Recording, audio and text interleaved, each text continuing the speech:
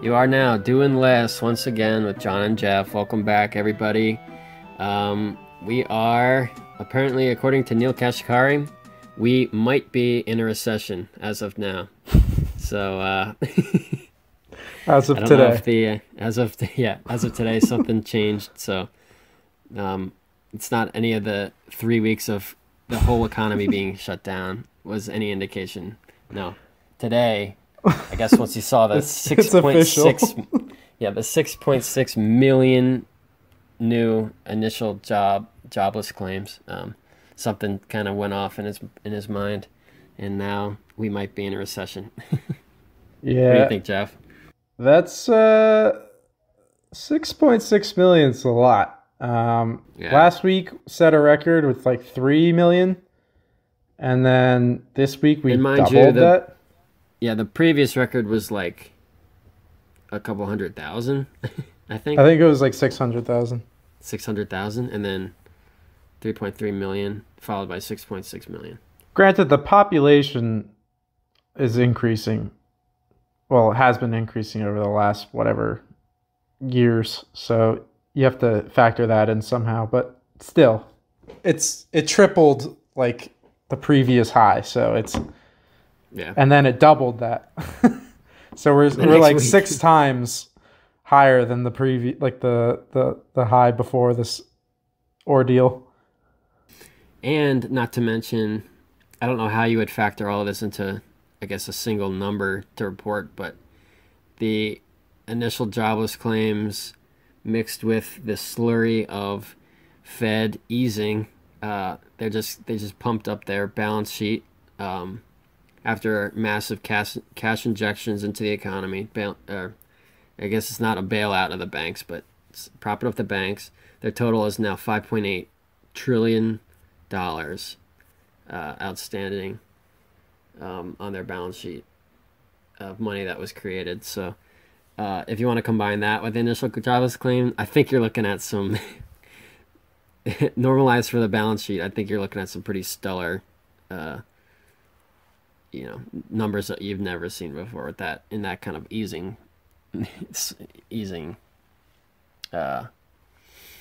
magnitude. Yeah, shit's pretty fucked up. Is the best way I can just say about all that. Yeah, it sucks. I mean, people are just losing their jobs left and right, and I mean, it's obvious why. It's just everything's shutting down, and so I'm not sure if what people can really do in the meantime to increase that productivity, but I feel like there's got to be opportunities out there. I don't necessarily know what they are. Yeah, so without getting too much into that, I mean, we have some other episodes that we talk more on this subject. That's not really the point. That's not really the point that we're going to try to get into today's episode. Today's episode, we're going to take a little step back from the hard-hitting macroeconomic news, I guess you could say. And more of just Numbers like, are for nerds. We've been talking too today we're many going to be, damn numbers on this podcast, and nobody cares. yeah, get some more philosophy. My We inbox can, is full of emails with just subject line, nobody cares, body, no text. No, they don't even bother to write anything. Just I get the message, guys. No one cares.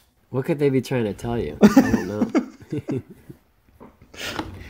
Um, but today we're going to be talking about what makes an economy productive, the kind of subtleties and um, things that you may not think about that really take an economy from being surviving to thriving, which is kind of what you want to see to get economic growth. So Jeff, you have a good example of something that people may not think about. Yeah, it's really interesting. So basically, you know, back when we were cavemen, there was no money, and then we discovered if we print pieces of paper into rectangles and color them green, and you just keep doing that over and over again, everyone just suddenly gets really wealthy. Okay. Yeah. That's right. No, Yeah, that, I think what often goes overlooked is the importance of savings. And one, how do you get savings, and what do you do with them? And at the heart of economic growth is savings, right? Like if you think about the cavemen, right? They didn't have any savings because they spent all day long hunting and gathering and lighting a fire to stay warm. And by the end of the day, they're exhausted and they're still not like they've got nothing to bank on, right? Like they just got to do it again tomorrow, right? And it's just rinse and repeat day after day after day until they die. That's why the cavemen never like grew. It wasn't until they discovered farming that economies started to form and grow. And because what farming allows for is for savings. You can grow more food in a day. Well, not really in a day, but like in a harvest, you can grow much more food than one person might need. And so suddenly you've unlocked the potential for other people to do other things. That's what savings allows. And I think that's really like the heart of how economies grow. And that's why we're in so much trouble, is because I think we lack so much savings and we're trying to replace that savings with either like money printing or debt. And it's not the same.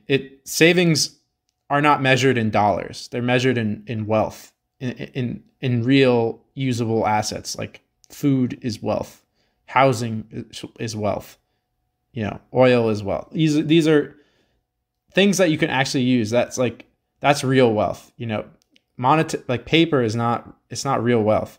It can potentially be a claim on real wealth, but you can't confuse it for the real thing. And just creating more of it doesn't generate you more wealth. What generates you more wealth is more savings, more productivity, that sort of stuff. yeah, so it's interesting to think of this in terms of a kind of mental model that is useful in different applications.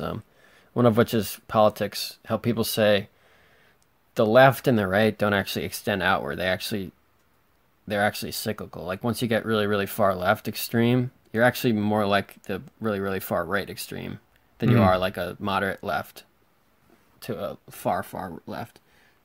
Similarly, a moderate right is to a far, far right.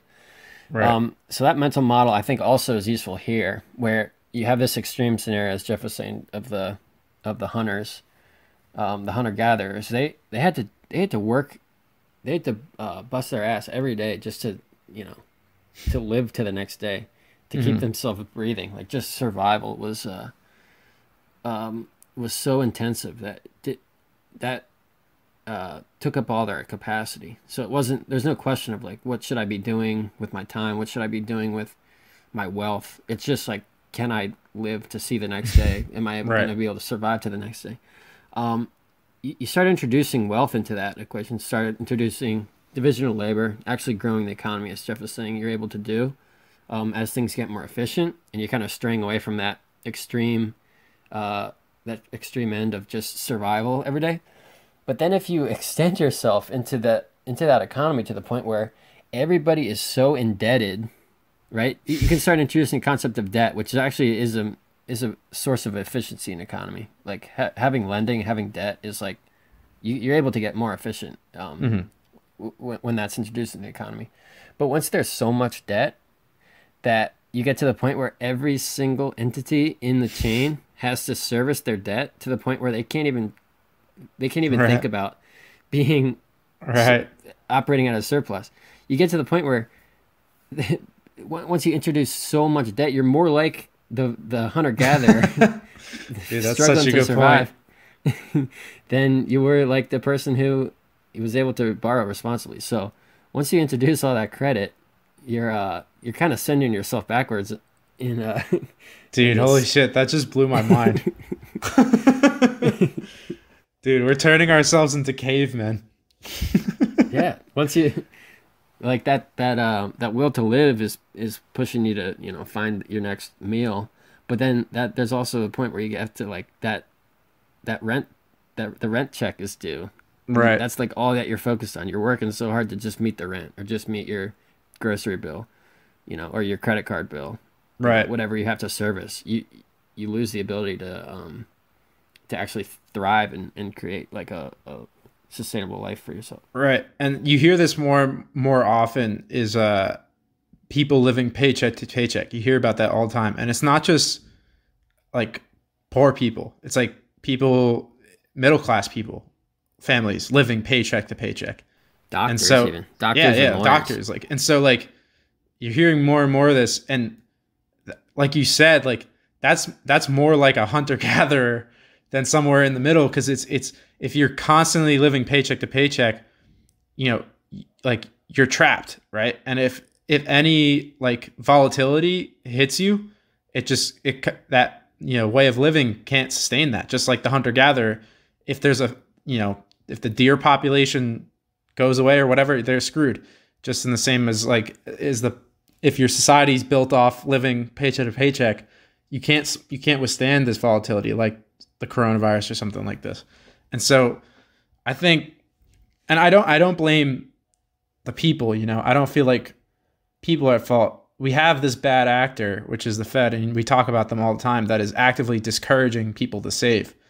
And so, it's not like we're like, they hold a lot of the blame here. Is like, they've basically made this bad incentive for everyone in the economy to act like hunter-gatherers and not accrue savings and not like do the thing that actually grows economies and produces wealth.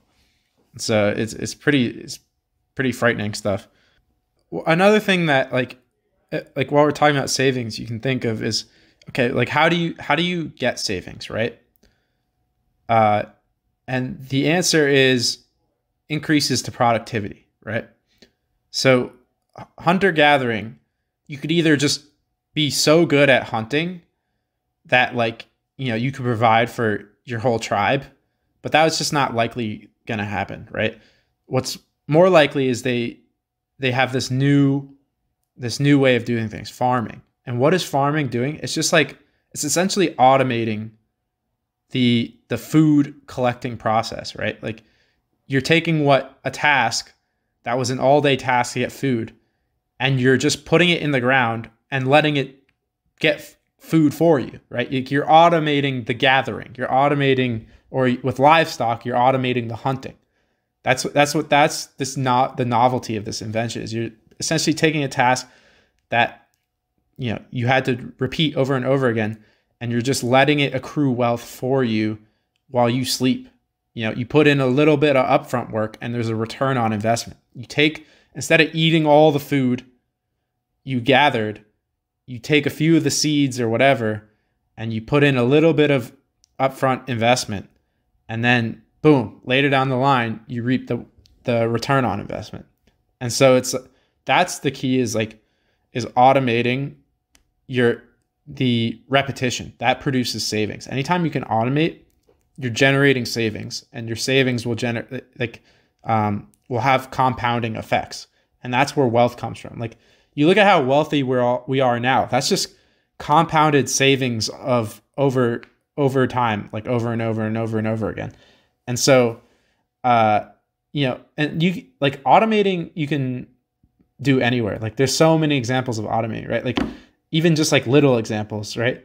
Like just think about the copy paste function, right? like think about how many cumulative man hours have been saved by the fact that you could just take some piece of information and then quickly transfer it to somewhere else. Like that has probably saved so much time compared to like when people are like on typewriters or whatever, like just trying to reproduce information. And so it's like, or just even if you had to write it down on a notepad or whatever, like I can't even think what, like, it's so hard to even estimate the right. Cumulative number of man hours. Just this one tiny little novelty has done for us, right? What do you think? How many man hours do you think that's safe? I mean, It's probably seconds per day, like a couple seconds per day. So you're talking about times the workforce in the world, Right. times the last 20 years. It's just like Right. you're You starting to could get you could into get like you could start to get an estimate there, and it's just yeah, like that's from just that insane. almost trivial thing. Right. And people's time is another resource, right? So time is a resource. So if you're saving people's time, that's savings. That can be used to, accrue wealth. And so again, that's like I feel like I really want to hammer home this idea that like savings is at the heart of of of economic growth. And I think people just have completely lost sight of that with everything that's going on right now. Yeah, so savings kind of unlocks the ability to kind of trial and error, kind of unlock some ability or capacity to test out ways to be more efficient.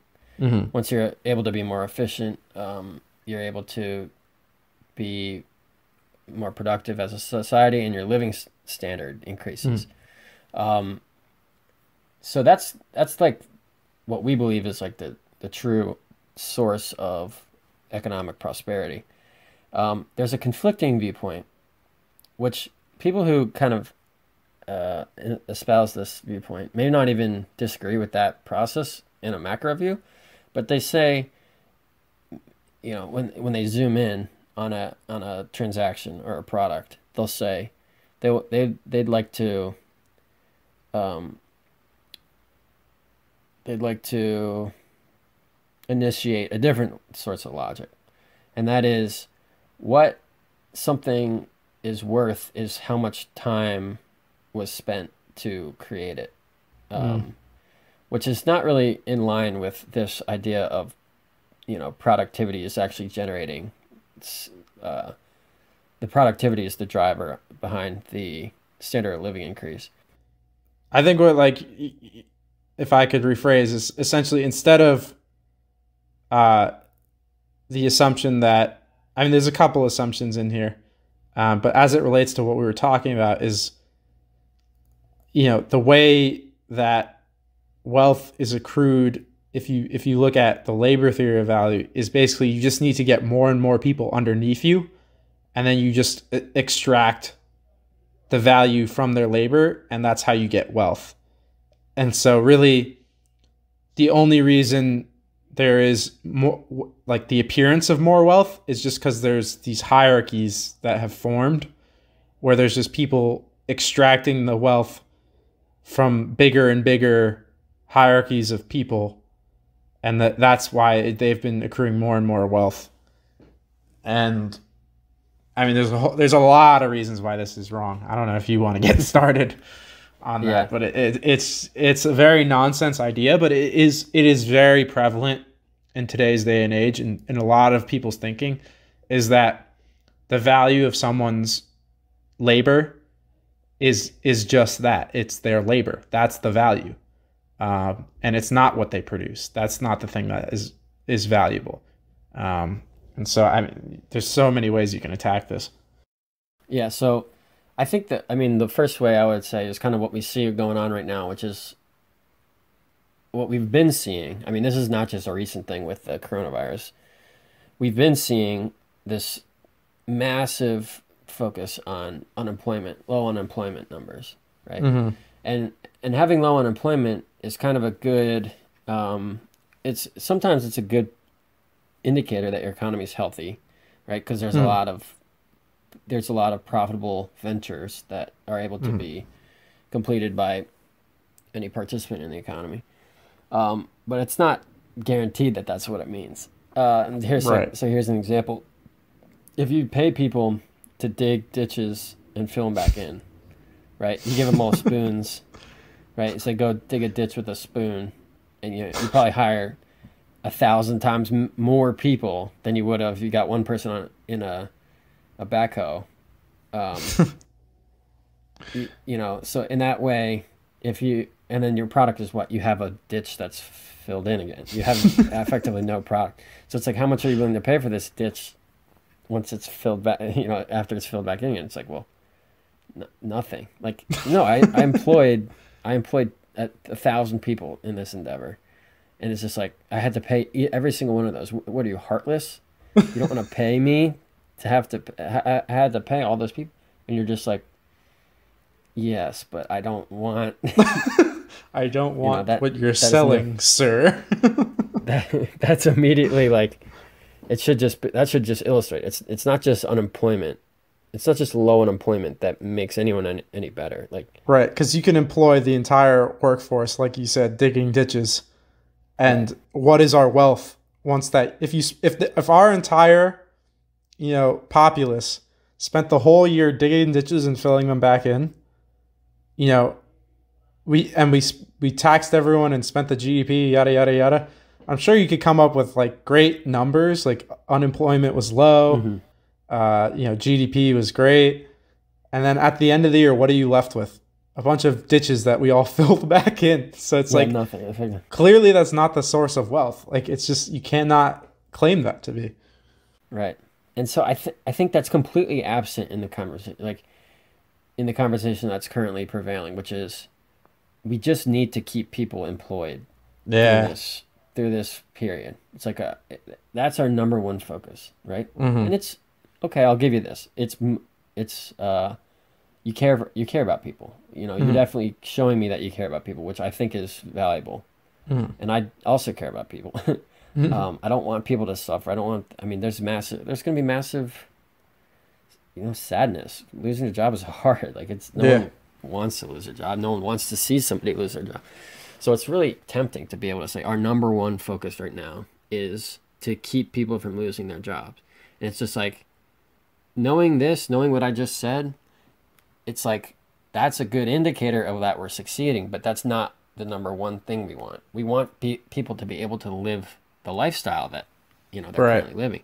Right. If everybody's employed, that doesn't mean anything about the lifestyle. So it's like, that's completely absent in the conversation. Like, how are we going to keep people employed and productive? Right. Another good mental model is root cause analysis, right? So unemployment is a symptom of the problem, right? And people think that if they solve the unemployment, they've solved the problem, but they haven't. It's just a symptom.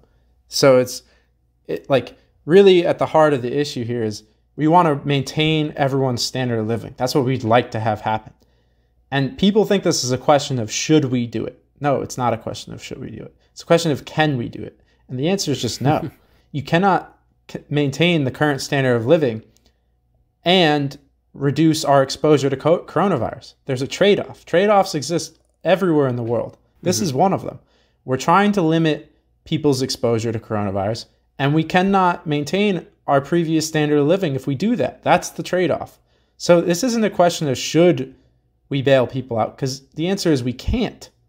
Mm-hmm. So I don't care if you can print money to give to people or cancel their mortgages.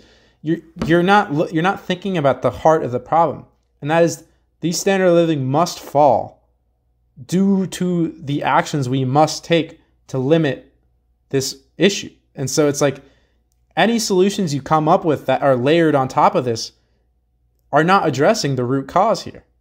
So you're just not seeing the big picture if you think we can just both limit our exposure and maintain our standard of living. It's just that you can't. They're trade-offs. It's like having your cake and eating it too, that expression. It's there's certain things you can't have both of. Right. You certainly wouldn't. I mean, I think a good way to think about things is to take it to the extreme and just see how it works out the edge case. If we had an alien invasion or if we had a meteor strike, right? It doesn't matter how much money the government gives you, right? It's like you could go rush into the government. This is so much worse than coronavirus. This is like a meteor coming right at us. Mm-hmm. It's going to wipe out our whole population. And the government could say, look, this is not your fault. That's what people like to say. They say the coronavirus isn't anyone's fault. It's no business's fault. Like, they shouldn't have to. It's like, it's not about what you should or shouldn't have to do. It's like what can be done. It's like, if there's a meteor coming, the government can't do anything. They can't give you anything or say anything to stop it. It's like there's nothing they can do to help you. Yeah, there's and it's like exogenous. Yeah, go ahead. Yeah, you brought up like it's not your fault, and I don't want this to sound condescending, but that is a very childish worldview, where it's like if Right. something's not your fault, like you shouldn't have to deal with the consequences. Like that, how could we ever achieve such a world like that? Like you're living in a fantasy land if you think we can make that a reality. I think people have a kind of a poor interpretation of the Constitution, or like the Bill of Rights say. And I think that it's like those are promises. It's like those are things that are not to be infringed upon, but it's not promised. Like no one's providing that for you. That's just stuff that that no one can take away from you. Right, but doesn't mean you necessarily get it. Yeah, it's not like you sign the line and then no one will, and the government will make sure that you have these things. It's like these are your pursuits that you're able to endeavor upon. Right. And it's like, as a country, we believe that no one can infringe upon those things, but it's not. As a country, it's not. We provide those in the event that you're not able to obtain them yourself, or the Right. government provides it. And another thing is like standard of living is a verb. It's not a noun, right? It's not like we can all just achieve a high standard of living and then just stop. Like it takes work every year. Like we haven't Right. figured out how to automate everyone, you know what I mean? So it's like it's going to take work to maintain our standard of living. That's why people show up to work every year, year after year. Because it takes work to keep up our standard of living. And if everyone just stops,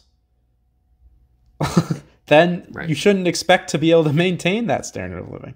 It's not like there's no magical pile of wealth or standard of living hiding under a rock somewhere or in the government's treasury that we can rely upon. The treasury has nothing.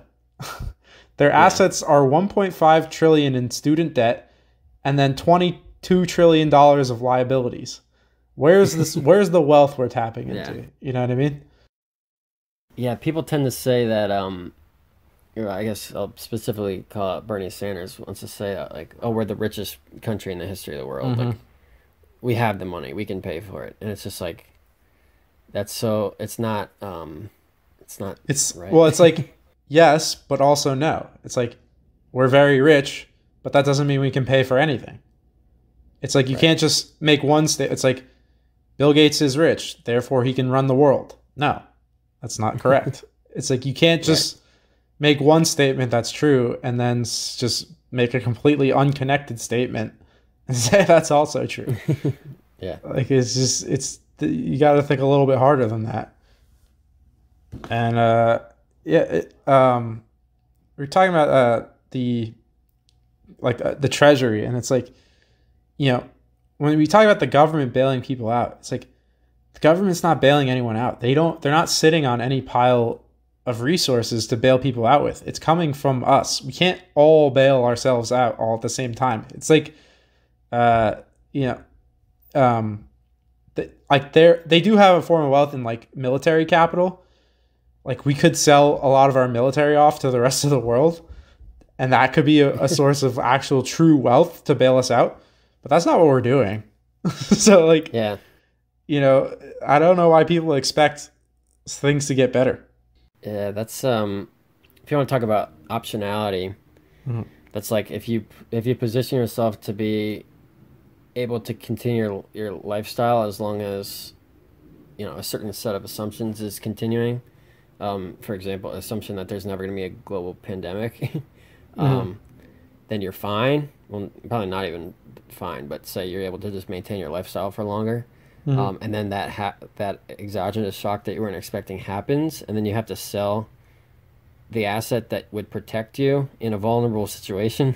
It's like you're doubly neutering yourself. Right. That's called loss of optionality. If like a good way to think about maintaining optionality is to like hedge a situation where like Right. if there's if you say, wow, we have a lot of debt, so we really need to be able to run the economy, and our largest asset is our military, or our military capital, but we can't afford to lose that in an event where we can't afford to service our debt. So we're going to stockpile a bunch of masks. In an event where Right. we have something that shifts our optionality, we're able to maintain a source of optionality in that our hospitals can still run. But Right. we're doubly exposed to a shock when all we have to give up is our defense. Right. Like we It's we just haven't been doing any preparing, right? Like nobody's been uh just just under consuming just in case. You know what I mean? Like we lack that optionality that you're talking about because we just haven't tried to build in any hedges. And that's what savings do is they give you it's just a natural hedge against volatility. Um and just it's just so disappointing that we have this central planner that's discouraging what's at the very heart of wealth accumulation and pulling people out of poverty. So it's just like, I don't know. That's what yeah, we're here for, though. That's why we're talking about it. It's just we want we want it to end. We want the madness to end. yeah. I think a positive spin on this specifically. I think once we make it through this, in the future, like those kind of those kind of comments are will never be in our lifetimes. I predict will never be taken lightly again. It's like you should save a rainy day cash Hmm. reserve, and someone would be like, yeah, but I can leverage it and I can make a lot more money today. And it's like, no. What if we have another event like the coronavirus? And they'll be like, okay, I see your point. I should do that. It's really illustrative, which I don't think in our day and age with our capacity as humans to understand a future. Like we can understand. We're not animals. We don't. Well, we are animals, but we're not just like we're not simple-minded organisms that aren't able to like conceptualize a future. Like we're able to. Right. We should be able to entertain the idea that like, oh, in the future something bad might happen. Therefore, I should listen. I should entertain this comment about preparing for that. Seriously. But I think in the future, I think it'll just make us more, you know, ready to have that conversation as opposed to dismiss it. I always hear people that are like lived through World War II. Or actually, no, sorry. People that lived through the Great Depression like never trusted banks again. It's like it's not necessarily the most efficient way to do it, but it's like they're not. They know that they're never getting screwed again by a bank because they're Right. not. They've got that hard callous shell built up that.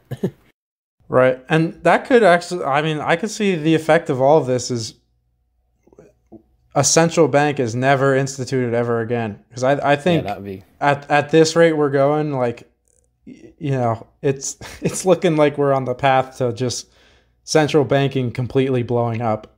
Um, Right. and I hopefully, I mean, I don't know what other conclusions people will be able to draw if like they really just destroy currencies that other than like this was central banks that did this. Um, Yeah. Although I'm afraid because I mean we even talked about it, people might just say like, oh, it's Trump's fault. He should have had the foresight to have a stockpile, and it wasn't because of him that we were so exposed. And then that's what I can see, I can already hear people saying like, oh, this is a completely exogenous event, and because of the virus, and only because of the virus, is why we had this problem. And it's like, no, yeah, I think a lot of no, people no, no. do think that this is a strictly coronavirus problem. But then like what they have to look at is, you know, there were much bigger exogenous events that had much smaller effects. Right. And so people have to consider that we are more vulnerable because like we're just getting into like this shock and markets have already dropped like 40%. It's unemployment is skyrocketing. So it's this is like what was it, the Spanish flu. I mean, I guess back then people just couldn't afford to not work. Hmm. So like they just accepted, yeah, I'm either gonna die or, or I'm gonna keep working. Like, like Yeah. there wasn't that optionality. Is like back Hmm. then the productivity was just lower. You just had to go to work. Like you really just didn't have a choice. Um, so I mean that could have been part of it, but you just look back like World War I into the Spanish flu. It just almost seemed like that should be just. I don't see how we could live through like that would just collapse us so utterly and completely Hmm. at this point. Like it. I don't think you can reasonably compare the coronavirus to like that level of volatility in a system, and it seems like I we're guess responding much worse. the comparison, I guess, would be like as if right now, like half of our male population from ages 18 to 25 Yeah. died. Can you imagine They that? like went Like, off is to war. that would probably be like a billion people or something? I don't even know what it is, but it's like Oh, you're that's saying insane. across the world? Yeah. Yeah, or just in the U.S. I don't know what it would be, but like Well, in the U.S., it would be less than probably be like 50 million. that's still an insane number. Like Right. Yeah. that would be so destructive to our economy. Right. It's like I can't even fathom. And so it's like the fact that this disturbance is having this large of a effect. People gotta look a little deeper. Yeah. Yeah, I agree. All right. Well, I'm in favor of keeping this one short, unless you have some else to talk about. Telling me you want to do less, Joe?